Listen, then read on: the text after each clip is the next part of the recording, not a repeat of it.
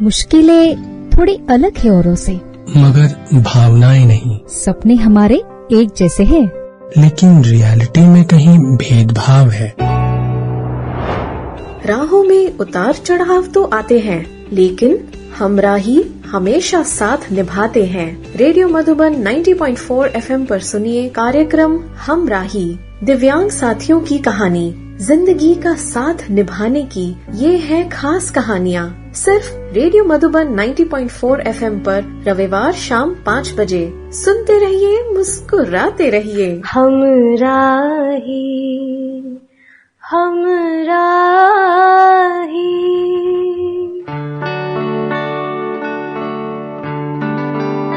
Radio Madhuban सुनने वाले तमाम श्रोता स्वीकार करें संदीप त्रिवेदी का प्यार भरा नमस्कार। श्रोताओं, हाजिर हूं एक बार फिर से आप सबका अपना पसंदीदा प्रोग्राम लेकर के, जिसका नाम है हमराही। आप सुन रहे हैं रेडियो मधुबन 90.4 FM। सुनते रहो, मुस्कुराते रहो। पिछले सप्ताह गैप हुआ साथियों, इसके लिए क्षमा प्रार्थी हैं हम, लेकिन तकनीकी दिक्कतें कभी कभी आ जाती हैं। बाकी हमारा हमराही का ये जो सफर है वो आप सबके प्यार की बदौलत अब तक तो बदस्तूर जारी है, और अगर यूं ही आप सबका प्यार मिलता रहा तो आगे भी जारी रहेगा। श्रोताओं, आज हमारा हमराही का ये कारवां जा पहुंचा है छत्तीसगढ़। छत्तीसगढ़ से आज हमारे बीच में हमारे मेहमान जुड़ रहे हैं श्रीमान जसवंत जी और उनकी श्रीमती जी विंध्येश्वरी जी। आप सब तो जानते ही हैं श्रोताओं, इस कार्यक्रम के माध्यम से हम प्रयास करते हैं कि नई नई कहानियों को, जीवन का जो संघर्ष है उसको, और हमारे दिव्यांग साथियों की जो काबिलियत है उसको आप सबके सामने हम रख सकें, और व्यक्तिगत उपलब्धियों से इतर किस प्रकार निजी जीवन को संवारने के लिए, समाज में अपने आप को स्थापित करने के लिए हमारे दिव्यांग साथियों को कौन कौन सी कठिनाइयों का सामना करना पड़ा, उन्हें समाज का, परिवार का कितना सहयोग मिला, बस यही सब तो हम जानना समझना चाहते हैं इस कार्यक्रम के माध्यम से। और यकीनन यहाँ पर जो कहानियां प्रस्तुत की जाती हैं वो किसी के लिए प्रेरणा हो सकती हैं, किसी के लिए केवल एक कहानी हो सकती है, और किसी के लिए शायद समाज में परिवर्तन लाने का कारक हो सकती है। तो बस यही परिवर्तन आपको और हमको सबको मिलकर के लेकर के आना है। श्रोता, आप इस कार्यक्रम को सुनते हैं तो केवल सुनिए मत, बल्कि जीवन की जो सच्चाइयां हैं, जीवन के जो विविध रंग हैं, और उन रंगों में कहीं कहीं किसी किसी के जीवन में हमारे इसी समाज की वजह से कुछ जो कमी आ जाती है उसको दूर करने के लिए आप सब कटिबद्ध हों, यही रेडियो मधुबन का उद्देश्य है। चलिए तो शुरुआत करते हैं आज के कार्यक्रम की, और स्वागत करते हैं जसवंत जी का और विंध्येश्वरी जी का। जसवंत जी, आपका हमारे इस कार्यक्रम में हार्दिक स्वागत है। बहुत बहुत धन्यवाद सर। जसवंत जी, हमारे श्रोताओं को आप अपने बारे में थोड़ा सा बताइए। जी, आज के हमारे हमराही सुनने वालों को मैं सादर नमस्कार करता हूं। मैं जसवंत कुमार आदिले हूं, बिलासपुर छत्तीसगढ़ में रहता हूं, और मैं जो है शिक्षक का काम करता हूं यहाँ छत्तीसगढ़ गवर्नमेंट का, और एक नेत्रहीन बालक बालिकाओं का विद्यालय भी मैं जांजगीर जिले की शक्ति छत्तीसगढ़ में चलाता हूँ। बहुत खूब। आपकी शिक्षा दीक्षा कहाँ तक हुई है?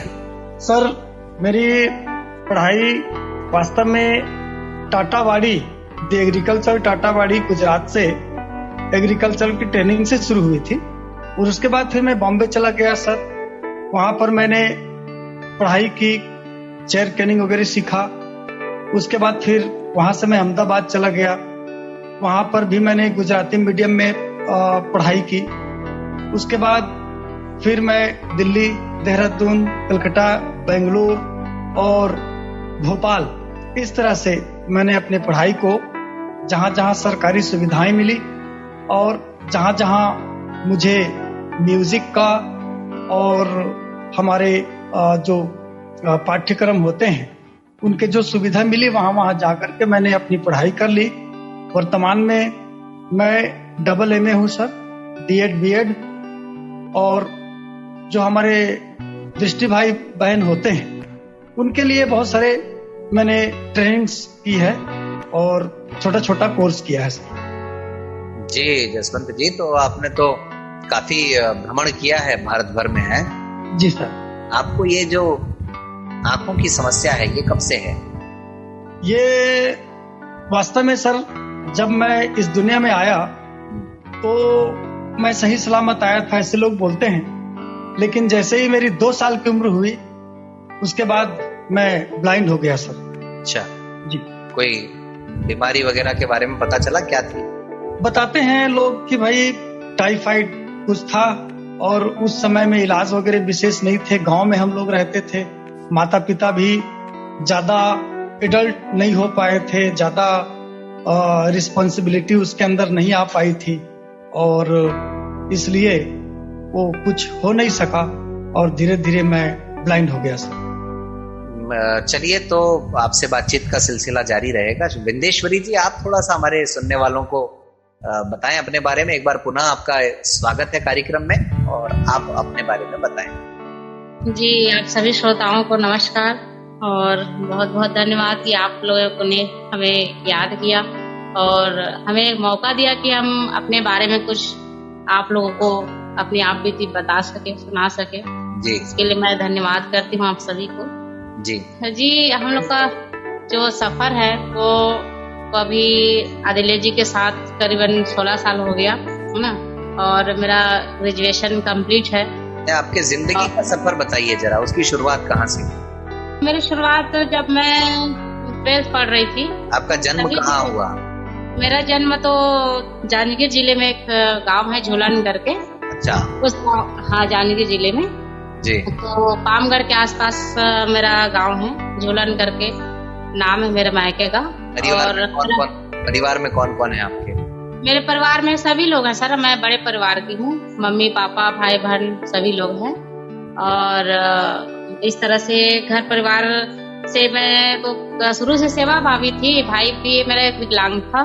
अच्छा। तो उसको देख करके मैं शुरू से थोड़ा सा विकलांगों के प्रति मेरा। कौन सी विकलांगता? भाई को कौन सी विकलांगता थी? वो पोलियो था सर, प्लस उनको मिर्गी का बीमारी भी था।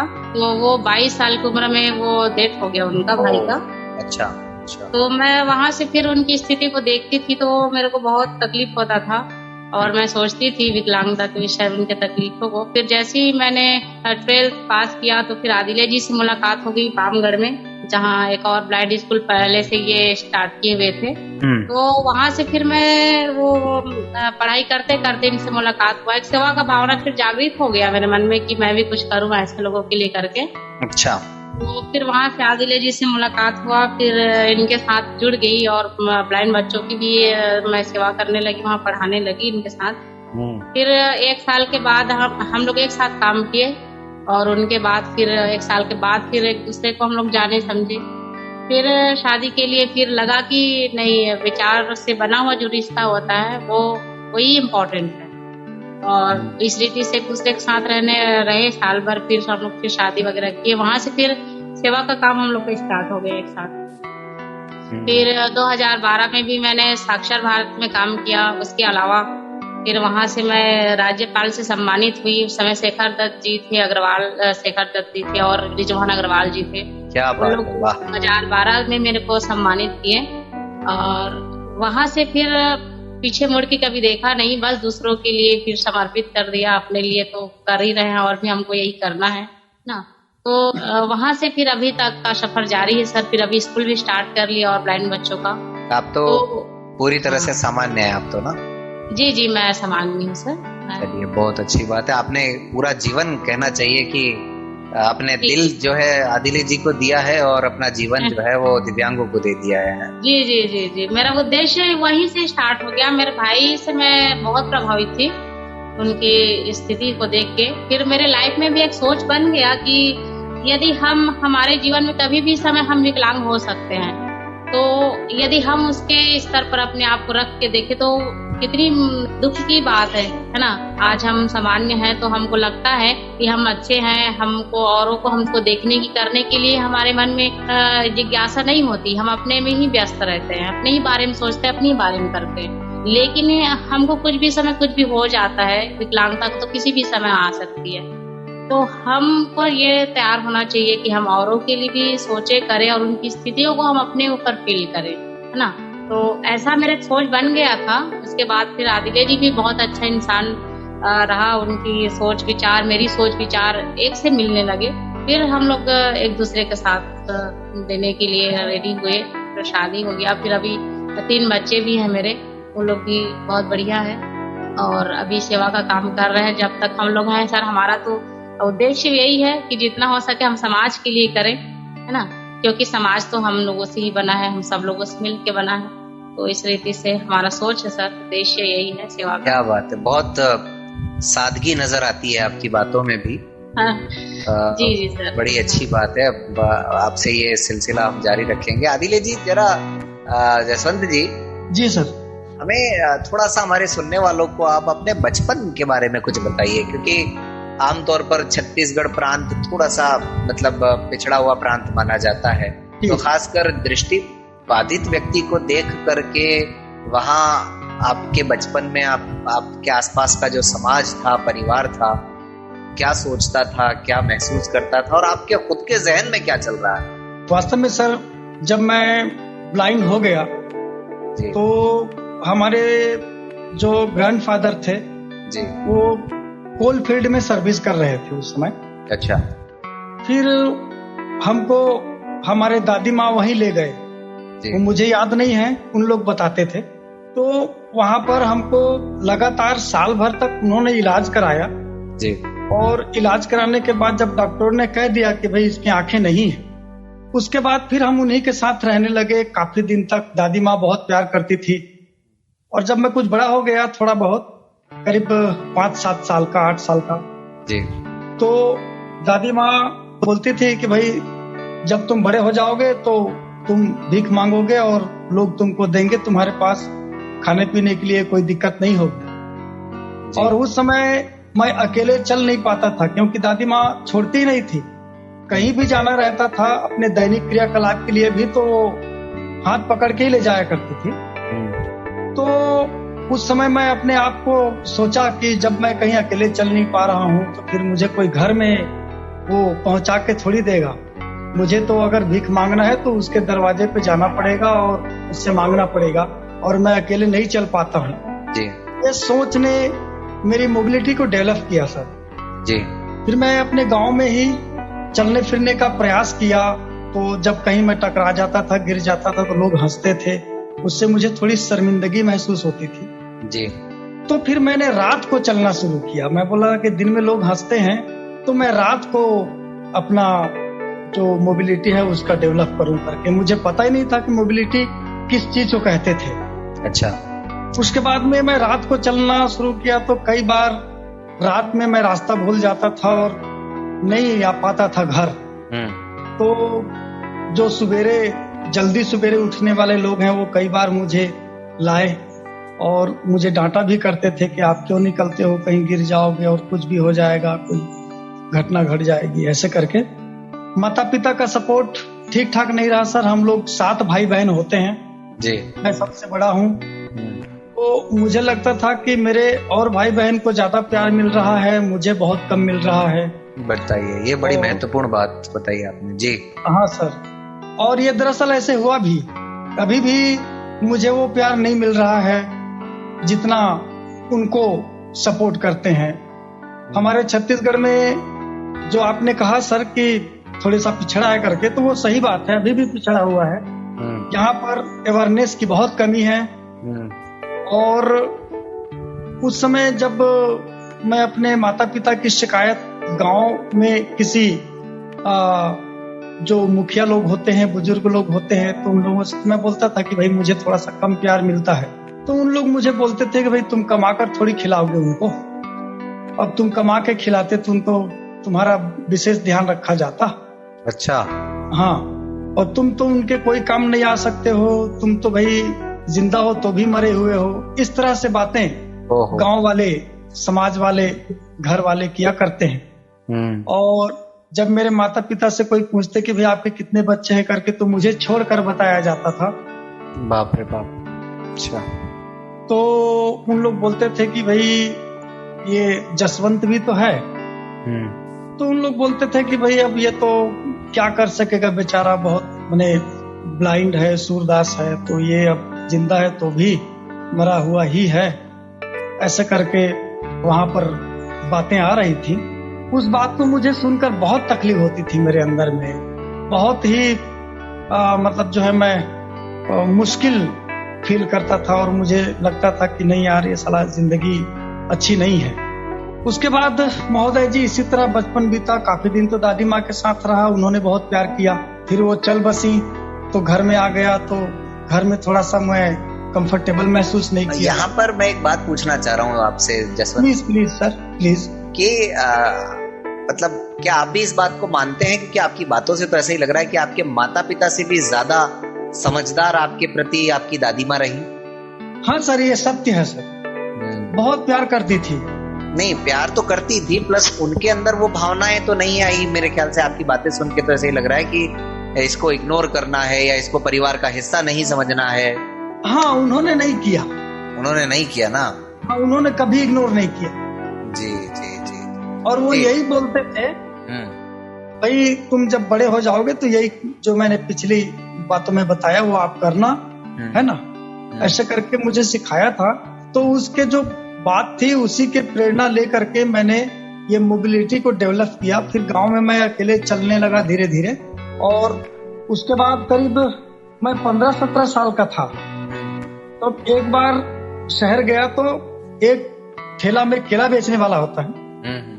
वो केला बेचने वाले मेरे को रास्ता बताए और रास्ता बता करके बोले कि तुम लोग तो पढ़ते हो भाई। बोला क्या मजाक करते हैं आप ऐसे करके? तो बोले नहीं नहीं, आप लोग पढ़ते हो और आपकी स्कूल बॉम्बे में है। अच्छा, बताया। और उसके बाद फिर मेरे मन के अंदर वही बात शुरू हो गई कि बॉम्बे में स्कूल है और मुझे पढ़ाई करना है। फिर तो आपको सीधा बॉम्बे नजर आने लगा होगा मेरे ख्याल में। हाँ सर, हाँ सर। और फिर सर क्या है, मैं अपने घर से निकल गया और उसके बाद मुझे जो है सूरत में पहुंचने के लिए मुझे काफी मेहनत करना पड़ा था। और उसके बाद फिर मैं बॉम्बे चला गया सर। और बॉम्बे में मैं एक बात बताऊं सर कि जो बॉम्बे सेंट्रल स्टेशन में मैंने उतरा ट्रेन से, उस समय मैं चलना फिरना नहीं जानता था। ये सब आप अकेले ही कर रहे थे? अकेले। अरे बाप रे, कोई स्टिक वगैरह कुछ थी आपके पास या कुछ पता ही नहीं होगा आपको? तो उसको तो पता ही नहीं है सर हमारे साथ क्या क्या रहता है करके। जी जी जी जी जी जी जी। वो उसके बाद क्या है सर कि मैं बॉम्बे रेलवे स्टेशन में जब ट्रेन रुकी उतरा मैं भी, और जो ब्रिज से निकलने वाली भीड़ होती है उसी के साथ मैं अपने आप को डाल दिया। और फिर मैं बस स्टेशन तक पहुंच गया, लेकिन वहां बस में बैठ नहीं पाया सर। और मुझे पता भी नहीं था कि स्कूल कहाँ है, बॉम्बे में है ये मालूम था। उस समय मैं हिंदी ढंग से नहीं जान रहा था कि मैं छत्तीसगढ़ी और हिंदी मिलाकर बोलता था। उस समय फिर करीब 10 बजे से दिन में रात 12 बजे तक मैं एक ही जगह पर बैठा था। फिर एक शख्स आए, वो शख्स ने मुझे मराठी में कुछ कहा। मुझे लगा कि ये कुछ पूछ रहे हैं, तो मैंने छत्तीसगढ़ी और हिंदी मिला करके बताया कि मैं फलाने जगह से आया हूँ। और दरअसल मैं कई दिन तक नहीं खाया था, तो मैंने उनको ये भी बताया। और मैं पढ़ूंगा, यहाँ स्कूल है, वहां मुझे जाना है, ये बताया। उस व्यक्ति ने मुझे मराठी में कुछ कहा, वो मैं नहीं समझ पाया। फिर थोड़ी देर में उसने क्या सोचा नहीं मालूम, मेरा हाथ पकड़ा और करीब 15 मिनट चलाता रहा। और एक जगह आई जो घर जैसा था, उसमें मुझे छोड़ दिया। वहां के लोगों ने मुझे खाना वाना दिया, रात भर रखा अपने साथ में। सुबेरे नहलाए, मेरे कपड़े जो थे वो धोए, एक ही कपड़ा था और कुछ भी नहीं था। फिर वो व्यक्ति दोपहर 2 बजे आकर के मुझे NAB में छोड़ दिया सर। अच्छा जी, वो NAB है करके तो मैं बाद में जाना। अच्छा, हाँ। नैब है ये तो आपको बाद में पता चला? हाँ, लेकिन वहाँ छोड़ दिया। वहाँ पर उन्होंने क्या किया, क्या नहीं किया, क्या बात की है मराठी में नहीं मालूम, है ना। कुछ याद आता है उस समय नैब में किसने आपको सबसे पहले संभाला, या किसका मतलब आपके ऊपर आशीर्वाद रहा, कुछ याद आता है? बस सर, वास्तव में चेयर टेबल लगी थी, वहां पर मुझे ले जाके खड़ा किया। उन्होंने क्या बात किया नहीं मालूम। थोड़ी देर में 2 लड़के मुझे ले गए अंदर हॉस्टल में, और फिर मैं वहीं रहने लगा सर।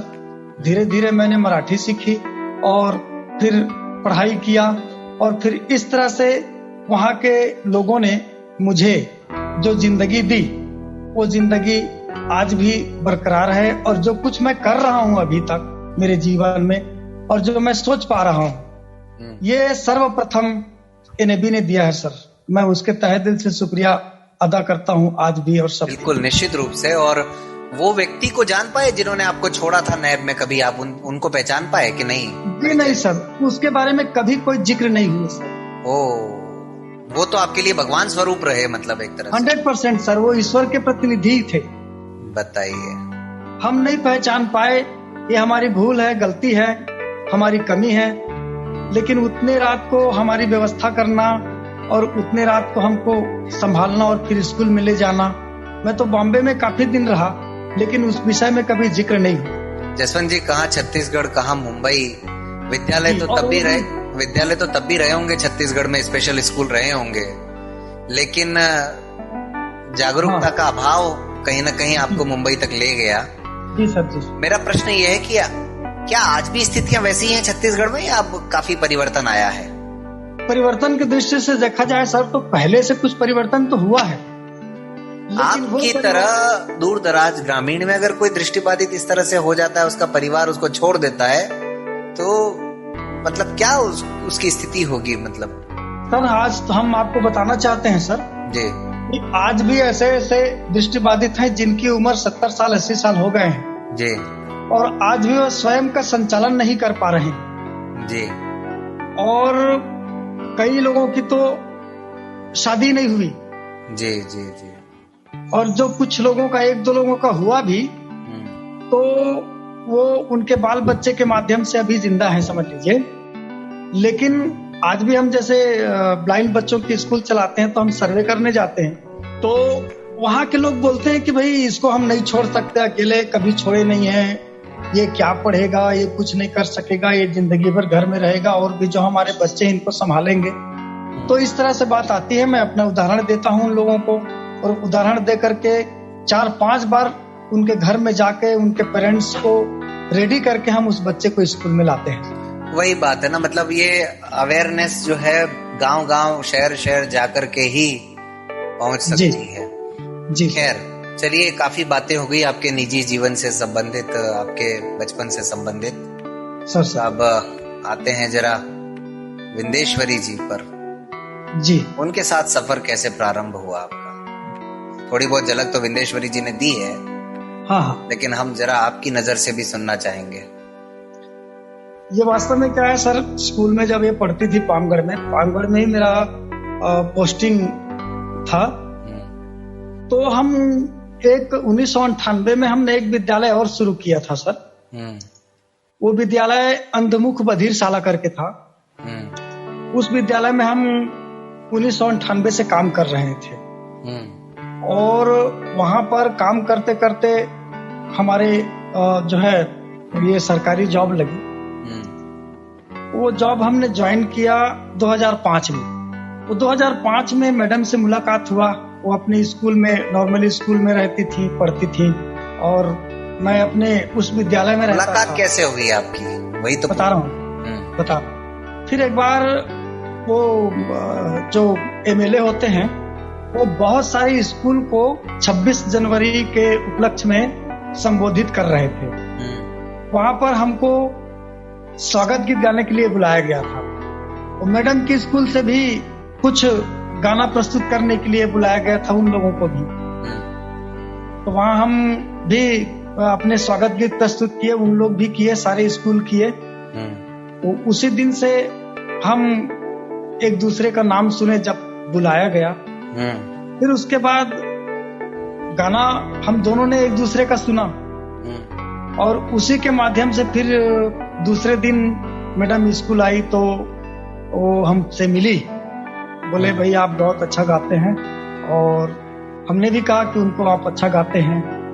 मतलब आप तो शिक्षक थे और मैडम विद्यार्थी थी? हाँ, वो अपने स्कूल में थी, मैं दूसरा स्कूल में था। आप तो टीचर थे लेकिन? हाँ जी जी जी। तो उसमें फिर हम लोगों की बातचीत थोड़ी और बढ़ी, थोड़ा और आना जाना हुआ। फिर हमारे काम के बारे में मैडम जानी कि भाई हम इन बच्चों के साथ रहते हैं, इन बच्चों की सेवा करते हैं, है ना।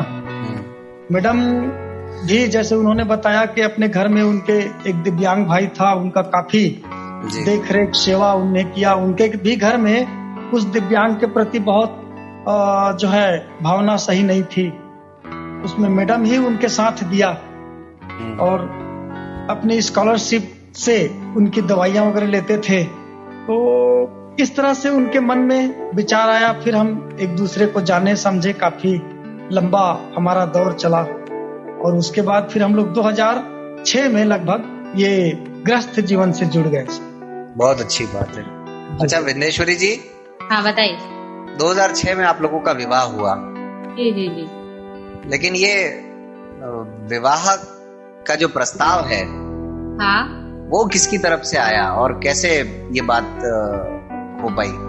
एक्चुअली अब हम लोग तो साल 1.5 साल एक साथ रहे हम लोग। उसके बाद फिर लगा कि एक साथ अब रहना है। इनको भी आने जाने के लिए दिक्कतें आ रही थी, जॉब करते थे, तो फिर हम लोगों ने सोचा कि भाई अब शादी करना है ना। फिर अपने पेरेंट्स को बोले, अपने मम्मी पापा को बोले। फिर इनके मम्मी पापा लोग मेरे घर आए, मेरे मम्मी पापा से बातचीत किए।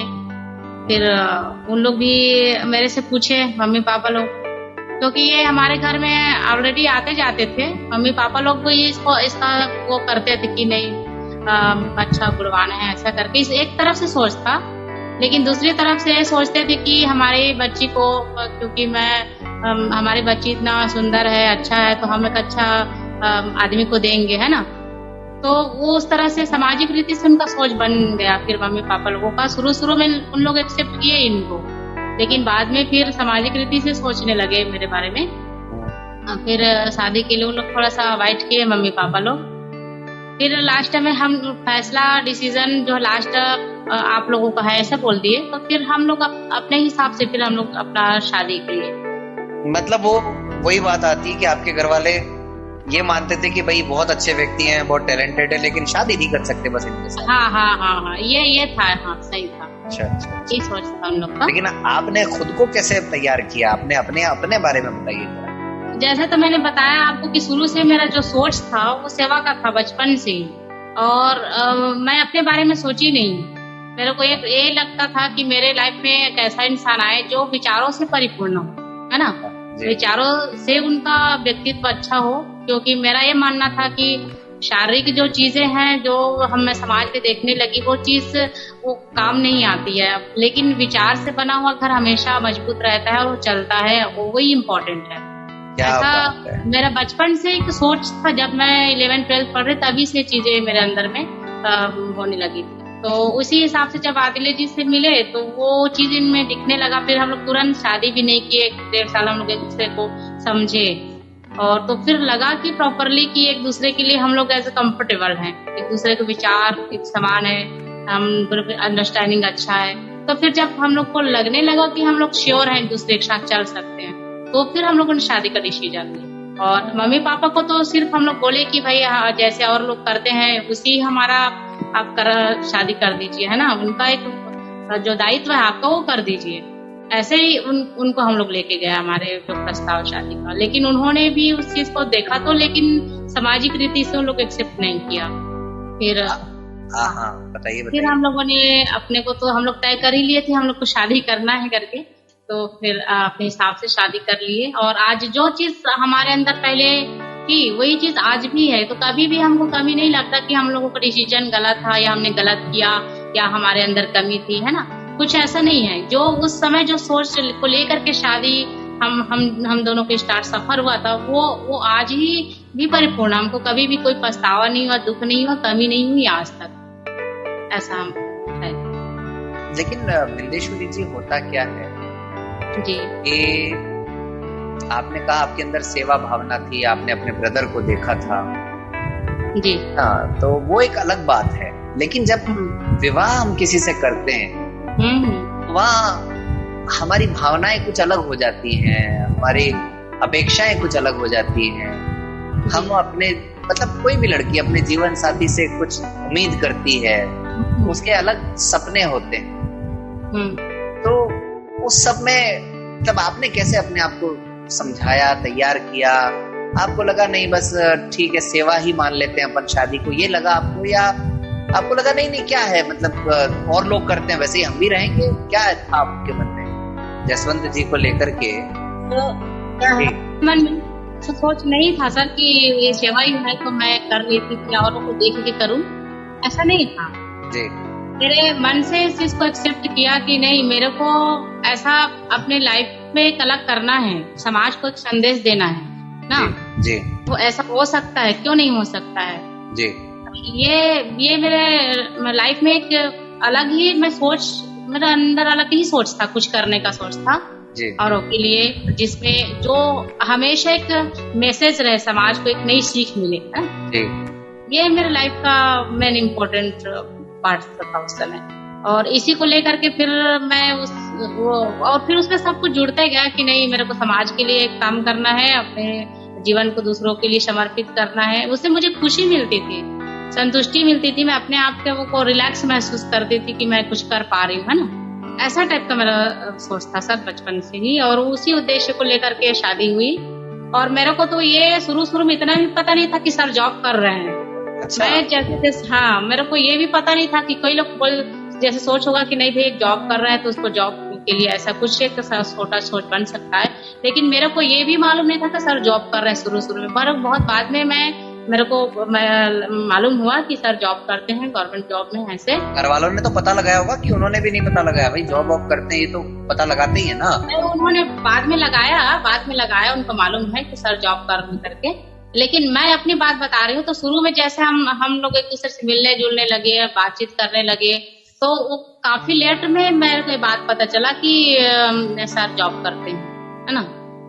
तो शुरू में ये भी मेरे को नहीं था कि सर जॉब कर रहे हैं और सेल्फ डिपेंडेंट। मेरा सिर्फ ये माइंड में था कि एक अच्छा इंसान है और इतना अच्छा काम ये कर रहे हैं, तो उस काम को हमको और आगे बढ़ाना है और उनको मिल करके एक समाज को एक बड़ी हमको दिशा देना है ना। तो मैं उसके साथ हिस्सा बनना चाहती थी उस काम में, ऐसा मेरा सोच। आपके परिवार वाले अब साथ हैं या अभी भी वो लोग नाराज हैं, क्या है? जी अभी नाराज नहीं है, लेकिन जिस तरह से उनकी मेंटलिटी होनी चाहिए उस रीति से नहीं है।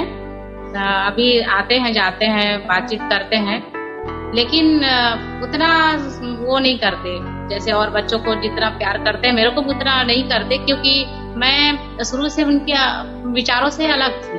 घर परिवार से सबसे सोच विचार से मेरा सोच विचार काम अलग और अभी से अलग है। उस रीति से उनका और मेरा जिस तरह से एक अंडरस्टैंडिंग होनी चाहिए, तालमेल होना, वो ऐसा नहीं, अभी भी नहीं है।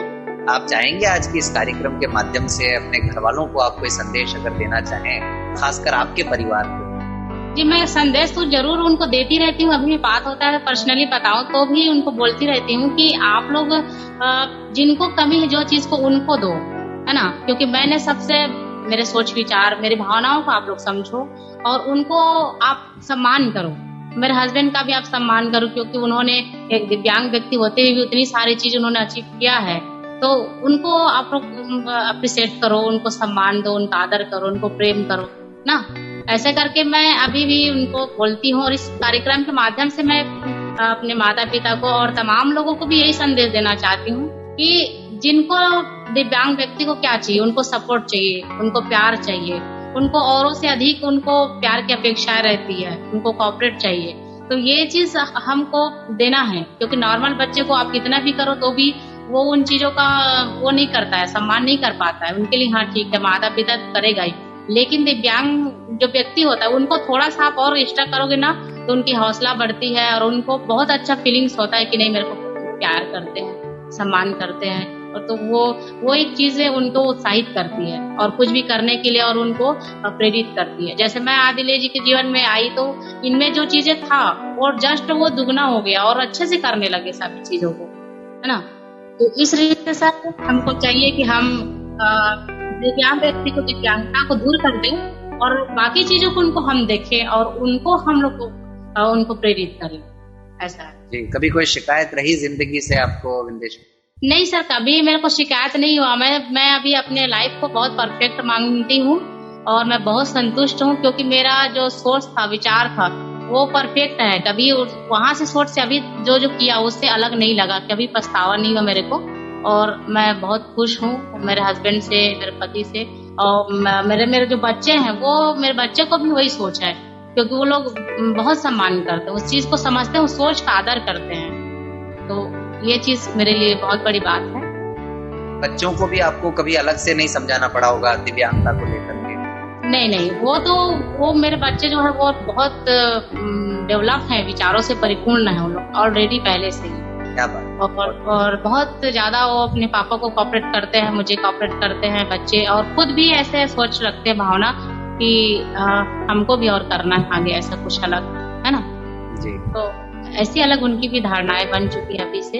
तो वही है, जो माता पिता करते हैं उनको बच्चे के ऊपर बहुत उनका प्रभाव पड़ता है सर। निश्चित रूप से जो विद्यालय है, स्पेशल स्कूल जो चला रहे हैं, उसमें आप भी अभी योगदान दे रही हैं, कुछ करती हैं आप? हाँ जी, मैं उसमें प्रेसिडेंट ऑफ कमेटी हूँ विद्यालय में। और पढ़ाने वगैरह का काम कुछ करती हैं? पढ़ाने वगैरह का काम, उसके लिए तो स्पेशल टीचर्स रखे हुए हैं, लेकिन आप मॉनिटरिंग करती हैं, देख रेख करती हैं? हाँ, देख रेख करती हूँ, मॉनिटरिंग करती हूँ और प्रॉपरली उनको गाइड। कितने बच्चे हैं उस विद्यालय में? अभी 16 बच्चे उसमें। और कौन सी क्लास तक पढ़ाते हैं वहाँ? 1 से लेकर 8वीं तक है सर, अभी 1 से 8 तक। बिल्डिंग अब आप लोगों का ही है या अभी किराए का है या क्या? किराए में चला रहे हैं सर, अभी 4 साल तो हो रहा है सर। अभी 4 साल हुआ है, चलिए। हाँ।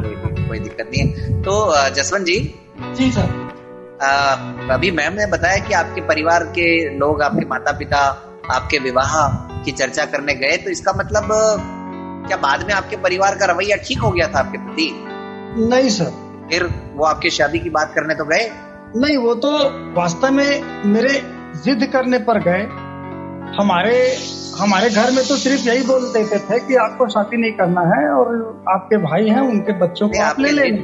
आपके जिद करने पर भी तो वो मना कर सकते थे ना कि नहीं, हम तो नहीं जा रहे। मना तो किए सर, मना बहुत किए, क्योंकि मैं उस समय अपने पैर में खड़ा हो गया था, इसलिए उनको एक फॉर्मेलिटी करना पड़ा सर। अच्छा, उनको लगता था कि लड़की खुद ही मना कर देगी? हाँ, उन लोग तो घबरा रहे थे कि लड़की बहुत सुंदर है और उनके घर काफी बड़ा है, तो हम कैसे जाएंगे, उनको कैसे आपको दे देंगे, ऐसे करके। कहीं ये भी रहा होगा कि यार अब नौकरी करता है लड़का, इसको कैसे छोड़ दें हम? नहीं, उसका तो उनको अभी तक कोई उसमें उन लोग इंटरेस्ट नहीं रखते हैं। आज भी उनके सोच नहीं बदला है सर हमारे घर का। अच्छा, है ना। आपकी नौकरी, आपका समाज में इतना जो आपका एक मान सम्मान है, उसका कोई महत्व नहीं है उनके लिए? नहीं। हाँ, उनको नहीं है सर। तो क्या कारण है? मतलब अशिक्षा है या बस वो रूढ़िवादी सोच है उनकी? क्या है, क्या मानते हैं इसका कारण? ये दोनों है सर, एक तो अशिक्षा है और दूसरी जो रूढ़िवादी सोच है वो है उनके अंदर, है ना। तो जो है, ये आपने अपने आप को कैसे समझाया कि भाई विंदेश्वरी जी जो है वो मेरी सही जीवन संगिनी साबित हो सकती है?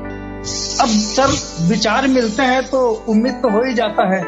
विचार मिलना तो ठीक है, लेकिन एक दिन की बात नहीं है ना, पूरे जीवन भर की बात है ना आदिले जी। जरूर सर, जब विचार मिलते हैं, सहयोग प्राप्त होते हैं, है कि नहीं, तो उससे तो पता चल ही जाता है, कुछ न कुछ उम्मीद बन ही जाता है कि भाई नहीं यार, इस तरह से हो जाएगा तो बहुत अच्छा होगा, आगे भी इसी तरह चलेगा, ऐसे करके उसी के ऊपर से उम्मीद होते हैं सर।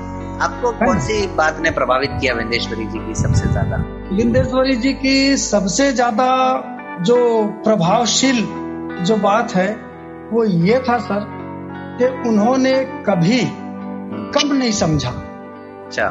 हाँ, कभी अपनों से अपने स्तर पर वो वास्तव में लोग कहते हैं कि वो बहुत सुंदर है ना, बहुत ही सुंदर हैं, लेकिन उन्होंने अपनी सुंदरता का, अपने कार्यशैली का, अपने घर का, परिवार का कभी किसी चीज में वो मुझे कम नहीं आका, है ना।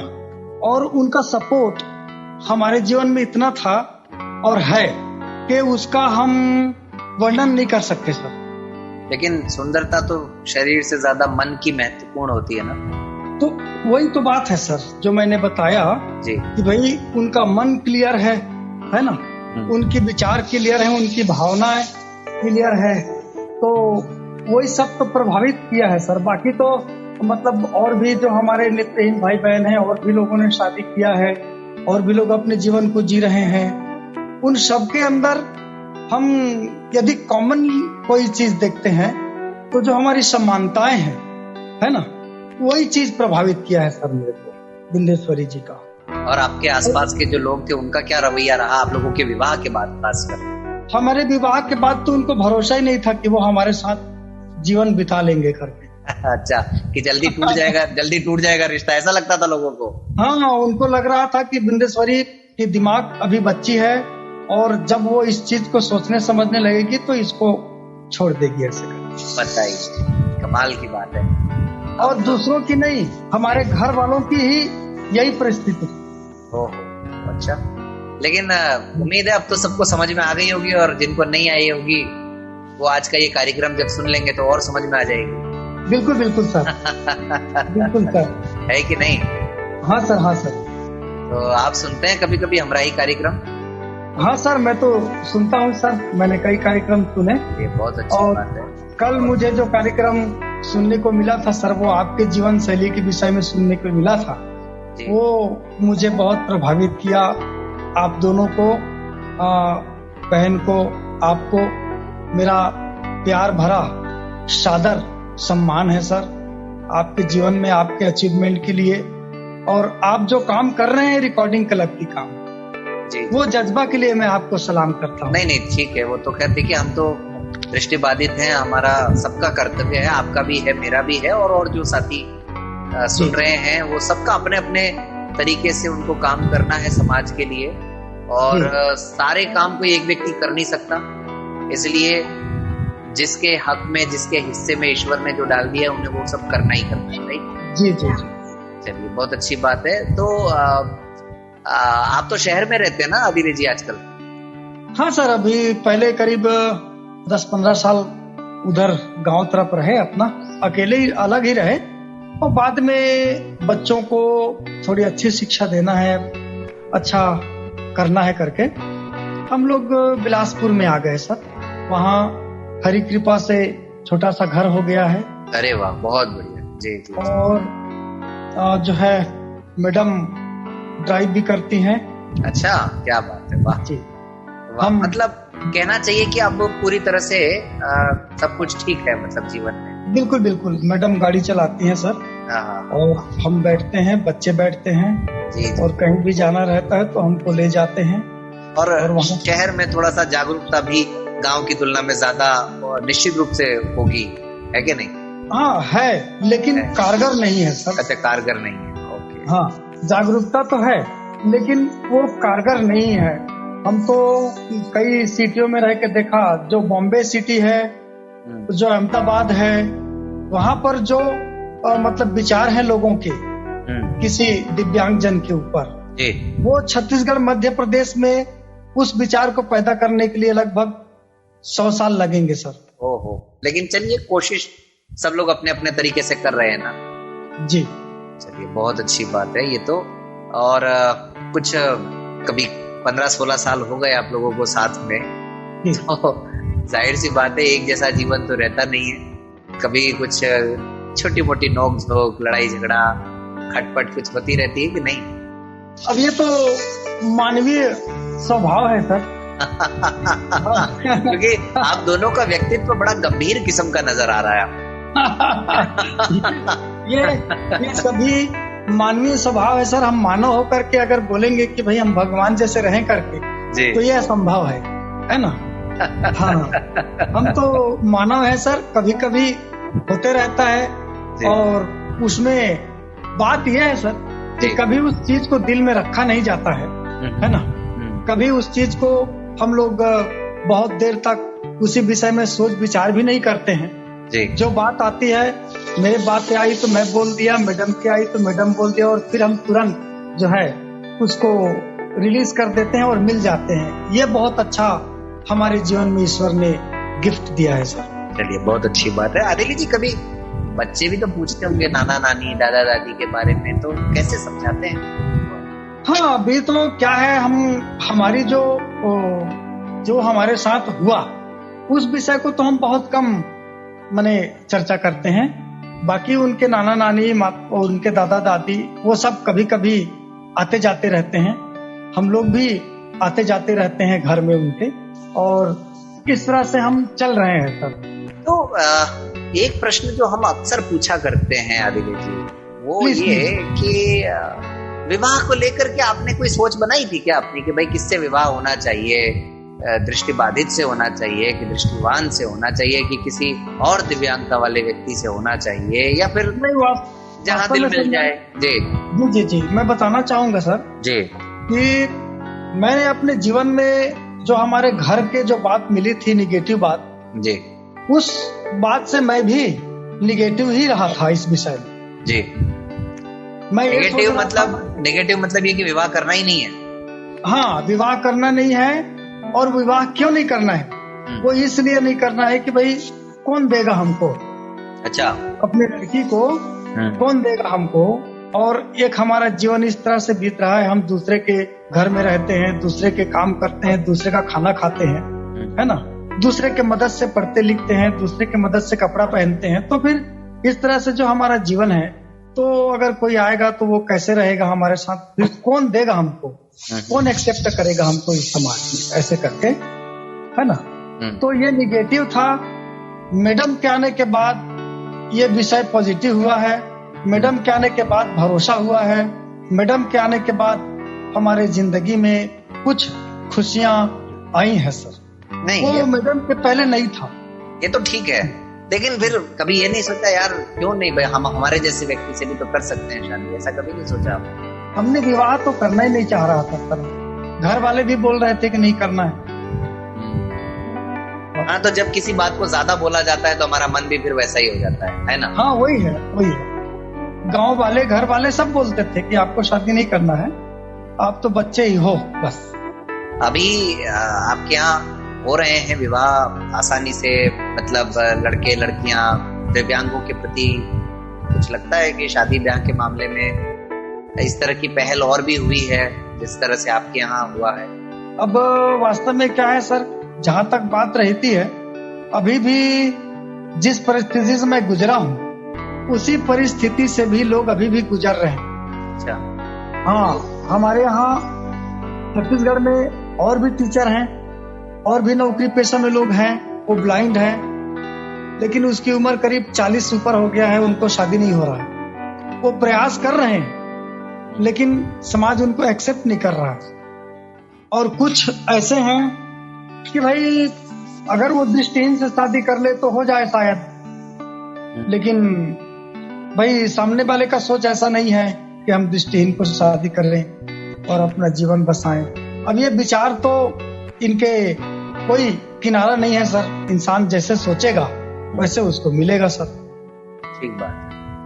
हाँ, लेकिन एक सामाजिक माने सोशल वर्कर के नाम से अगर हम सोच रहे हैं और समझ रहे हैं, तो जो परिस्थिति मेरे साथ थी वो आज भी है, और ये परिस्थितियां इसलिए भी है कि हम स्वयं भी कहीं न कहीं कुंठित हैं और संकुचित हैं। मेरा अगला प्रश्न वही था दरअसल आपसे कि भाई सामाजिक कार्यकर्ता होने के नाते कहीं न कहीं आपका दायित्व भी तो बहुत ज्यादा बढ़ जाता है ना? जी सर। उसके लिए आपने क्या सोचा? हम तो बस सर ये सोच रहे हैं कि जो हमारे साथ हुआ वो अब आने वाले पीढ़ी के साथ नहीं होना चाहिए, चाहे वो पुनर्वास के क्षेत्र में हो, एजुकेशन के क्षेत्र में हो, स्वरोजगार के क्षेत्र में हो, और समाज के मुख्य धारा में जुड़ने के क्षेत्र में हो। हम नहीं चाहते कि जो हमारे ऊपर बीता वो उनके ऊपर बीत जाए। हम उस चीज को दुरुस्त करना चाहते हैं जी। चलिए, तो विंदेश्वरी जी, जो है आप जो कार्यक्रम आज सुन रही हैं, बालिकाएं जो लड़कियां सुन रही हैं, समाज के सभी वर्गों के लोग जो सुन रहे हैं, आपकी खुद की कहानी से प्रेरित होकर के क्या संदेश देना चाहेंगी आज, ताकि ये विवाह की जो समस्या है खासकर दिव्यांगों के क्षेत्र में वो दूर हो जाए? जी सर, मैं तो यही संदेश देना चाहूंगी कि हर एक लड़कियां पहले अपनी सोच को डेवलप करें, सोच पर फोकस करें, क्योंकि सोच ही एक बीज है ना। हम अपने जीवन को पॉजिटिव सोचें और विकलांगों के प्रति जिनकी मानसिकता है अभी की लड़कियों की या आने वाली जनरेशन की, उसमें अपने विचारों को प्राथमिकता दे और कुछ अलग करने की सोचें, और समाज के प्रति भी अपने आप को ये फील कराए कि हमारा भी एक उत्तरदायित्व है समाज के प्रति, तो हम कुछ कर सके दूसरों के लिए, वो हमारी लाइफ की एक बड़ी अचीवमेंट है। और हमको और भी समाज को हम अपने जीवन से भी हम उदाहरण प्रस्तुत करें, उससे भी एक नई चीज आती है। क्योंकि हम लोग जब शादी किए तो मेरे को देखने आते थे घर में लोग कि इतना सुंदर उसकी वाइफ है, तो वो रह पाएगी कि नहीं रह पाएगी। मेरे विचारों को सुनते थे लोग, आते थे घर में मिलने के लिए। तो वो क्या है, जब हम बैठते हैं, हम बातचीत करते हैं, तो उनको जो बहुत सारी चीजें रहती, गलत फहमियां, कुछ भी विचार है, वो क्या है दूर होने लगती है। और हमको एक चैलेंज के रूप में अपने लाइफ को जीना चाहिए और विकलांगों के प्रति अपनी जो सोच है वो बदलनी चाहिए जनरेशन को ना। मैं यही अपनी लाइफ की कहानी से मैं यही लोगों को संदेश देना चाहूंगी कि अपनी सोच और विचार को पॉजिटिव रखें और दूसरों के लिए कुछ अलग करने की अपने आप में जिज्ञासा पैदा करें और विचारों को इम्पोर्टेंट दें, ना कि और चीजों को। थोड़ा सा है ना, ज्यादा इम्पोर्टेंट होता है विचार, क्योंकि आजकल 50% लोगों की जो है गृहस्थी जीवन सुखी नहीं होने के कारण वही है कि आपस में तालमेल नहीं मिलना, विचार नहीं मिलना। इसके वजह से दाम्पत्य जीवन में बहुत सारे लोग क्या होते हैं कि दुखी हैं, है ना, खुश नहीं है। ये अच्छा, चलते चलते जल्दी से थोड़ा सा वो भी बता दीजिए कि आपको राज्यपाल महोदय ने सम्मानित किया था, तो क्या उपलब्धि रही थी आपकी? मैं उसमें साक्षर भारत में काम की। जो प्रौढ़ शिक्षा के तहत जो लोग बुजुर्ग होते हैं ना, जिनको प्रौढ़ शिक्षा में जो बुजुर्ग हैं, जो लोग जा नहीं पाते हैं, शाला पढ़ाई लिखाई नहीं कर पाते हैं ना, उनको मैं जाकर पढ़ाती थी। वो हम लोग को कार्यक्रम के तहत मिला था, तो मैं उनको करीबन 2 महीना में उनकी सेवा दी। बुजुर्ग जो है वो एडल्ट लोगों को पढ़ाने लिखाने का काम वो मैं किया उनके लिए। उस उपलब्धि से मेरे को वो सम्मान दिया गया। चलिए, बहुत खूब, बहुत बहुत बधाई आपको और बहुत धन्यवाद आज हमारे इस कार्यक्रम में जुड़ने के लिए। जसवंत जी, मैं चाहूंगा कि हमारे श्रोताओं से आप ही चलते चलते अपने मन की बात कहें, कोई अपना अगर आप संदेश देना चाहें तो आपका स्वागत है। जी जी जी, मैं अंत में यही बोलूंगा सर कि हम अपने कमजोरियों को जो है अपनी ढाल के रूप में उपयोग करें। जी। समाज में तरह तरह की बात आएंगी जी, क्योंकि समाज का दोष नहीं है जी, उनके सोच का दोष है। हमारे संस्कार ने उनको उतना डेवलप नहीं कर पाया कि हमारे बीच में उनको काम कैसे करना है, या समाज खुद भी सीख नहीं पाया है कि हमको कैसे मदद करेंगे, है ना। हमारे विवाह हो जाने के बाद भी हमारे पास समस्या है, हमारे जन्म लेने के बाद समस्या है, हमारे पढ़ने लिखने के बाद भी हमारे जीवन में समस्या है। तो हम उन सभी समस्याओं को अपने ढाल बनाएं और ढाल बना करके एक उद्देश्य बनाएं अपने जीवन का, कि हमारे जीवन में हमको पढ़ना है, लिखना है, घर गृहस्थी बचाना है, समाज में रहना है। तो हमको जो लोग कर पा रहे हैं, समाज के आम लोग जो कर पा रहे हैं, उससे हमको कुछ अलग करना है। और उस अलग के माध्यम से जो अलग करने की जो हमारी सोच है, उस कार्य के माध्यम से सर हम समाज में एक अलग स्थान प्राप्त कर सकते हैं और समाज में एक अलग सम्मान प्राप्त कर सकते हैं। जैसे दिव्यांगजन ऐसे बोलते हैं लोग, तो दिव्यांगजन को अंग्रेजी में बोलते हैं सर डिफरेंटली एबल्ड पर्सन, है कि नहीं। तो यदि हमारे में कुछ डिफरेंट है तो वो डिफरेंट को अपने को करके दिखाना है। और ऐसा करने के लिए हमारे गुरु, हमारे जो बड़े भाई बहन हैं, बड़े आदरणीय लोग हैं, जो हमारे सीनियर लोग हैं, उनके साथ हमको जुड़े रहना चाहिए, ताकि वे हमें बीच बीच में मार्गदर्शन करते रहें और हमारे जीवन को आगे बढ़ाने के लिए हमको जो है प्रेरित करते रहें, है ना। जी, मैं यही कहूंगा सर। बहुत धन्यवाद। जी बताइए। हमारे जीवन के अंदर सर समस्याएं तो अनेक हैं जी, और वो समस्याएं ऐसी हैं कि जिनको हम जीवन भर हल करेंगे तो खत्म नहीं कर सकेंगे। और मेरे ख्याल से इस दुनिया में जितने भी लोग हैं वो सबके पास भी वही समस्या है। हाँ, तो हम अपने समस्या को बड़ा ना समझें, उसको छोटा समझें और उसको सब लोगों के साथ मिल करके और सब लोगों के साथ चर्चा करके, जुड़ करके हम अपनी समस्याओं का समाधान करें, तो निश्चित रूप से हम अपने जीवन में आगे बढ़ेंगे और समाज में हम वही मान सम्मान प्राप्त करेंगे जो एक आम इंसान प्राप्त करता है। हम साधारण इंसान नहीं है साहब, हम लोग असाधारण हैं, इसलिए हमारे कार्यों को, हमारे उद्देश्यों को और हमारे जज्बा को असाधारण बनाना पड़ेगा। यही बताना चाहता हूँ सर। बहुत बहुत धन्यवाद जसवंत जी, इतनी अच्छी अच्छी बातें करने के लिए, हमारे इस कार्यक्रम में शामिल होने के लिए, समय देने के लिए रेडियो मधुबन की ओर से आप दोनों का बहुत बहुत आभार। तो श्रोताओं, आज का कार्यक्रम आपने सुना हमराही जसवंत जी और विंदेश्वरी जी के साथ। उम्मीद है आप सबको कार्यक्रम पसंद आया होगा, और अगर पसंद आया है तो फिर कॉल तो कर ही देंगे आप, हम उम्मीद करते हैं। 94 14 15 14 15 आप रेडियो मधुबन का ऐप डाउनलोड कर लें एंड्रॉइड गूगल प्ले स्टोर से, ताकि आप 24 घंटे 7 दिन 365 दिन रेडियो मधुबन को सुन सकें। आज अनुमति दीजिए, मिलते हैं अगले रविवार फिर किसी और हमराही के साथ।